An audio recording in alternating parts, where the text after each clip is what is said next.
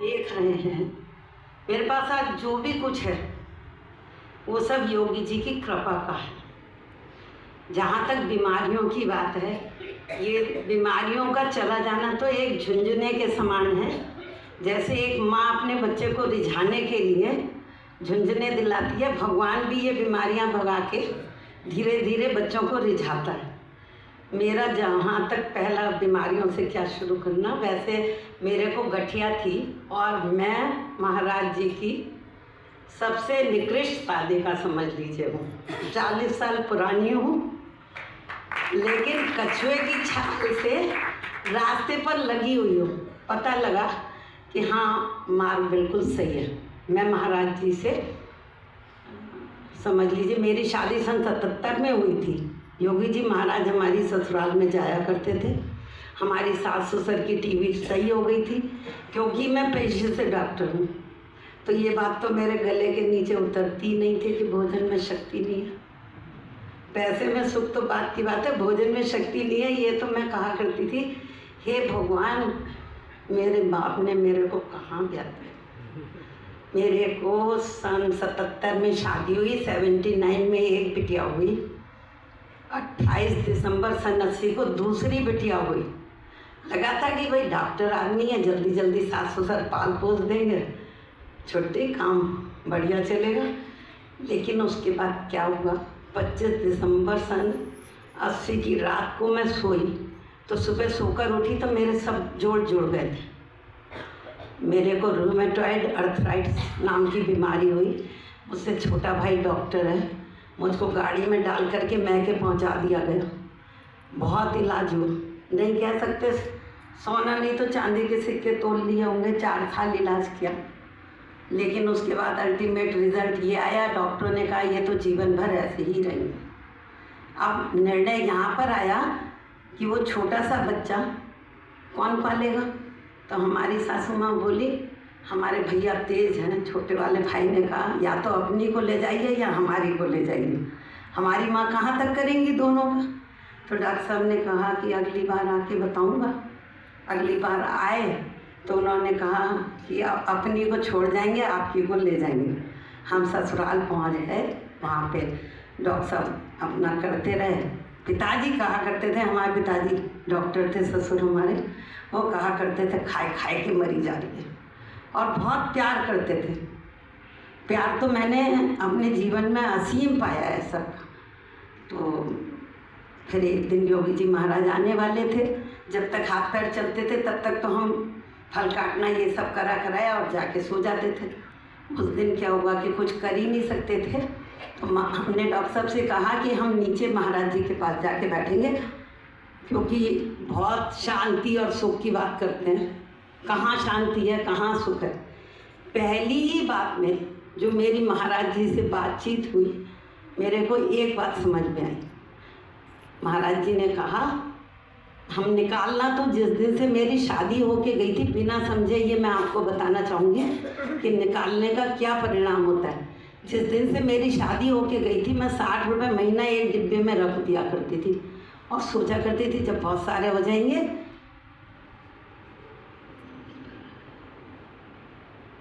जब बहुत सारे हो जाएंगे तब किसी को ज़मीन दिलाएंगे, ये करेंगे वो करेंगे। जब महाराज जी से मेरी बातचीत हुई, महाराज जी ने और परिवार की बुराइयां वगैरह भी जो मेरे मन में भरा था सब उगल डाला महाराज जी के सामने। इसको कहते हैं जब जीवन में विषाद योग का जागरण होता है, क्या डिमांड होती है, तो आपको सप्लाई होती है। योगी जी से बात करने के बाद योगी जी ने कहा, सबसे पहले तो कहा कि सारी दुनिया खराब है, तुम सबसे अच्छी हो। ये बात तो गले के नीचे कुछ समझ ही नहीं है। तब महाराज जी को मैंने बताया कि मैं ऐसा करती हूँ और डिब्बा बना। तो महाराज जी ने कहा, तुम्हारा भगवान क्या डिब्बे के अंदर बंद है? पता नहीं। तब योगी जी ने बेसिक सिद्धांत समझाए जो आप लोग सुन रहे हैं, मात्रा प्राथमिकता भाव के साथ। ये मेरे गले के नीचे सबसे पहली बार उतरी। तो मैं डॉक्टर साहब से कहने लगी, भैया जो लॉकर में मेरा जेवर बंद है सब निकाल करके तुलवा करके ला दीजिए। हमारी सास ने नहीं निकाला था सोने का, बाकी हमारे यहाँ दशांश हमारे फादर इन लॉ निकाला करते थे। डॉक्टर साहब तुलवा करके लाए मैंने ईमानदारी से उसका 1/10 अंगूठी कुंडल और उसके साथ जो वजन कम रहा वो पैसे से पूरा करके, और जितनी मेरी अलमारा में साड़ियाँ थी ईमानदारी से बनारसी से एक, सिल्क से एक, अपने बनियों के यहाँ तो अथा भंडार, मतलब ईमानदारी से निकाल के महाराज जी के आगे रख दिया।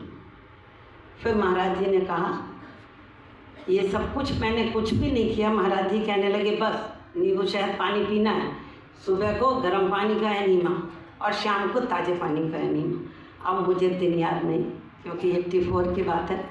मुझे जहाँ तक याद पड़ता है लगभग 20 या 25 दिन में मेरी गठिया कहाँ चली गई आज मैं स्वप्न में भी नहीं सोची। उसके बाद मेरी साधना निरंतर बराबर चलती रही। भैया से मैं बहुत लड़ा करती थी, अखिलेश भाई साहब से। मैं कहा करती थी अपना तो इतने ऊंचे पहुंच गए और हम तो जहाँ के वही हैं। ये घटना मैं आपको जबकि सुना रही हूँ जब भैया अमेरिका में थे और मेरा फ़ोन लगा नहीं करता था। कहीं भी बाहर अपने कमरे के आगे तुलसी भवन में रहती थी, बैठी और फ़ोन लगाया तो भैया से मेरी पटाख से बात हो गई और भैया कहने लगे हम तो तुम्हें ही याद कर रहे थे। मैं हाँ, हमें कैसे याद कर रहे थे? तो हमने किसी बच्ची को पढ़ाया था, उसका नाम था गुंजन, वो उसके पतिदेव बदायूं के थे। तो भैया कहने लगे मेरे सामने गुंजन के पति बैठे हुए हैं और मैं तुम्हारी याद कर रहा हूँ। मैं हंसी, मैंने कहा अच्छा, तो मैंने कहा क्या किया आपने? फिर मैं बोली नहीं ये तरीका सही नहीं है, आप मेरे को ये बताइए कैसे आपने? बोले मैं तो अपने अंदर झाँक के देखता हूँ और तुम दिख जाती हो। तो मैंने कहा अच्छा अब मुझे क्या करना है? बोले तुम मेरे अंदर योगी जी को देख ले जाओ। मैंने कहा ये तो नहीं हो सकता, ये संभव नहीं है। तो उनको कुछ नहीं कहा, फ़ोन काट दिया। नेक्स्ट डे उनकी वो 9 दिसंबर वाली कहानी घट गई। चलिए आगे उसमें विस्तार से नहीं जाना है, उसके बाद मैं सुनाती हूँ। 2001 में मेरे पति डॉक्टर साहब की डेथ हुई और मैं शशि दीदी और विजय दीदी की परम प्रिय बहन हूँ। प्रिय गोपाल मेरे छोटे भाई हैं, डॉक्टर गोपाल। प्रिय श्यामा जी मुझे बच्चों जैसी लगती हैं, इसलिए मैं उनको वंदन यहीं से कर रही हूँ दोनों को। छोटे भाई बहन तो आपस में लड़ते झगड़ते। उसके बाद क्या हुआ, जब डॉक्टर साहब की डेथ हुई तो मालती दीदी और सविता भाभी की मम्मी, ये दोनों लोग मेरे पास मिलने गए थे और उस समय योगी जी थे। मेरे पति की डेथ हुई है 17 जुलाई 2001 को। तब मालती दीदी ने जाके कहा कि योगी जी ने कहलवाया है एक म्यान में 2 तलवार नहीं रह सकती। क्या मतलब होता है? उस समय तो मन परेशान सा भी था। तो मैंने कहा अच्छा, हम रोज़ लैंडलाइन से रात को 12 बजे सब लोग ऊपर चले जाते थे जुलाई में, तब भैया से बात किया करते थे। तो मैं भैया से बोली इसका क्या मतलब है? बोले मुझे नहीं पता, योगी जी से बात करके बताऊंगा। मैंने कहा अच्छा। अगले दिन भी भैया का यही जवाब, उससे अगले दिन भी यही जवाब। शायद तीसरे चौथे दिन भैया से बात हुई तो भैया ने कहा महाराज जी कह रहे हैं कि अपने सीने पे हाथ रखकर देखे और पूछे कि जब उसको कोई समस्या आती है तो सबसे पहले कौन याद आता है? मैंने कहा सबसे पहले तो डॉक्टर साहब ही याद आते हैं। बस इतना कह के महाराज जी ने छोड़ दिया और हमने को ये संतोष हुआ कि शायद महाराज जी ने तैयार कर लिया होगा इस परिस्थिति के लिए, क्योंकि मेरा बेटा बहुत छोटा सा था, उसने संस्कार किया था, शायद 7th या 8th क्लास में था। एक बिटिया MA प्रीवियस यहीं से कर रही थी मेरठ से, एक बिटिया वहाँ से कर रही थी मुरादाबाद से MSc प्रीवियस। पर योगी जी की कृपा, मैं ये बता रही हूँ गुरुदेव की कृपा क्या होती है। योगी जी की कृपा से रोना चिल्लाना कुछ नहीं, शांति से अपना काम करते रहे, जहाँ से आया आता रहा जाता रहा। एक बात और आपको बताती हूँ, मैं अपने पर्स का बहुत हिसाब रखा करती थी, गिन गिन के, बनियों के खानदान के हैं। तो एक बार महाराज जी के पास बैठे हुए थे, महाराज जी से बातचीत हुई। महाराज जी कहने लगे अगर भगवान बढ़ाना चाहे तो मैं कहने लगी क्या भगवान बढ़ा भी देता है? तो योगी जी बोले हाँ, वो दिन है और आज का दिन है, मैं अपने पर्स का हिसाब नहीं रखती और ना मेरे जीवन में कभी कमी आई और ना आने की संभावना है। और शायद उस समय तो जब मैंने सोने का निकाला था तो मेरे पास नहीं था कुछ भी।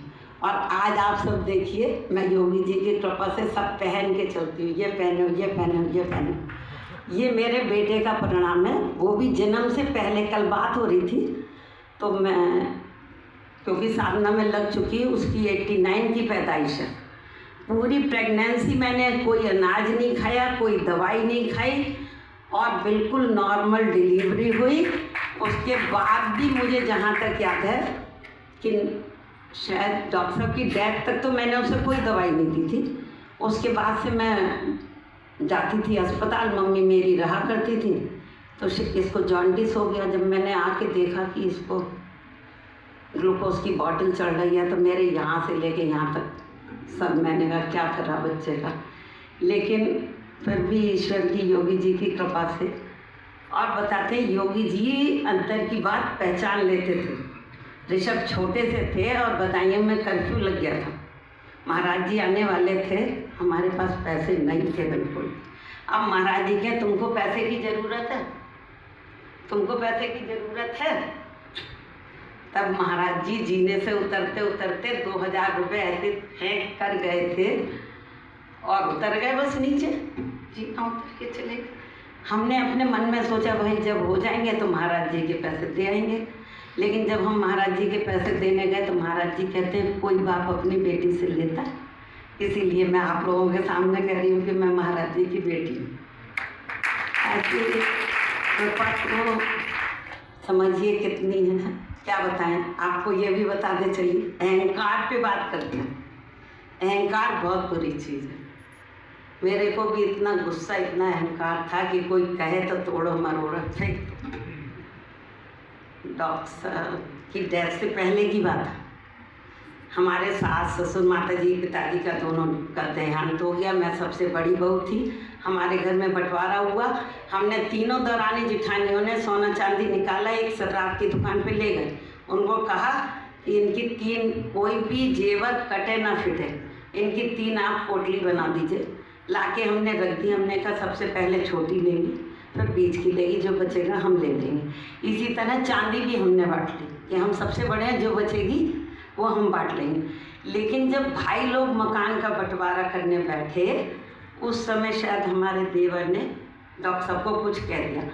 उतनी सी बात का मेरे दिमाग पे इतना असर पड़ा कि आप समझिए मैं पागल हो गई थी। ये सब लोग जानते हैं। और पागलपन में भी मुझे हर समय योगी जी याद आया करते थे। योगी जी चिल्लाया करती थी। और जिस समय मुझे अटैक पड़ा था तो मैं भागकर भी आश्रम ही आई थी। और कैसे आई, अब ये सब बातें छोड़ दीजिए बस। आई, आने के बाद महाराज जी ने जो यहाँ पे लिखा हुआ है, जब भी मुझे याद करोगे वही मुझे पाओगे, तो ये योगी जी ने प्रत्यक्ष दिखाया। मैं मुरादाबाद छज्जे पे खड़े होकर चिल्लाया करती थी, योगी जी, योगी जी, योगी जी। पता नहीं कहाँ से महाराज जी की गाड़ी आती थी। हम झट से नीचे जाते थे, महाराज जी से बातचीत करते थे, महाराज जी चले जाते थे। उसके बाद महाराज जी ने बदायूं भेज दिया। बदायूं भी हम चिल्लाया करते थे और महाराज जी आते थे। तो ये महाराज जी की, समझ लीजिए, मैं तो यही मानती हूँ कि योगी जी भगवान थे। और जैसे कहते हैं ना, सोना सुनार को दे दो तो जब तक अंगूठी नहीं बन जाती, जब तक हथौड़ा मारता रहता है। महाराज जी ने पकड़ा हुआ है, बिल्ली के बच्चे के समान है। उनकी कृपा बरस रही है, बरसती रहेगी। और मेरा ये भी दृढ़ विश्वास है कि मैं मरने के बाद भी योगी जी के पास जाऊँगी। जय